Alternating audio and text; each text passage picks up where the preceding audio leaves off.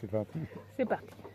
C'est quoi? Alors, Je connais pas du tout le thème. bah oui, non, parce que je voulais aborder le sujet qu'on évite d'aborder depuis plusieurs mois. Nous deux? Non, la communauté scientifique. Non, non, d'aborder, mais d'une autre façon. D'accord.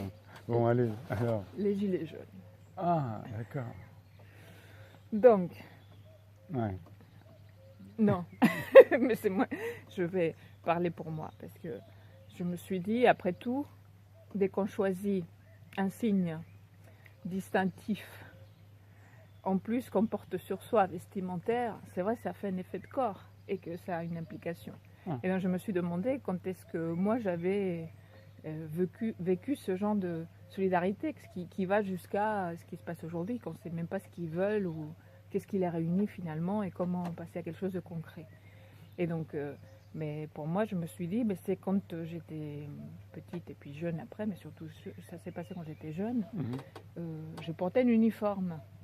D'accord. Et lorsque, mais moi, j'étais plutôt bonne élève et plutôt à vouloir sortir de là et faire ma vie, mais il y avait un effet de rébellion chez mes camarades qui faisait qu'on faisait corps, et donc les différentes revendications, je les ai soutenues sans savoir m'extirper plus que ça. Ah ouais. Mais c'était dans ton école de bonnes sœurs? Oui, c'est ça. Donc les bonnes sœurs avaient notamment décidé, il y avait beaucoup de filles qui ne restaient pas jusqu'à la terminale, c'était très difficile, c'était le sélectif, et partaient avant. Donc on faisait une sorte de voyage de fin de cursus et de scolarité à 16 ans.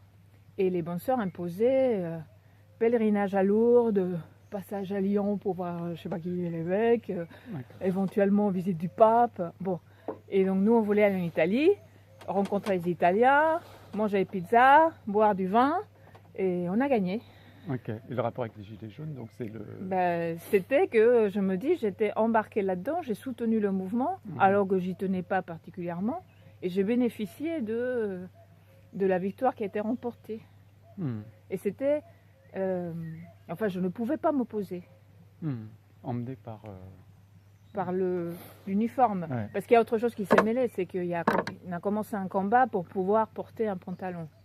Chose qui est aujourd'hui admise dans cet établissement. Et donc, je me dis, c'est les deux. On combattait contre l'uniforme, et l'uniforme nous soudait. C'est bizarre, moi, les bonnes sœurs, ça m'a mis sur la piste de l'uniforme et des gens de robe, des hommes qui portent la robe. Ça fait un peu lien avec la vidéo que j'espère que vous avez Ça vue. te concerne. Non mais je ne vais pas lâcher mon histoire.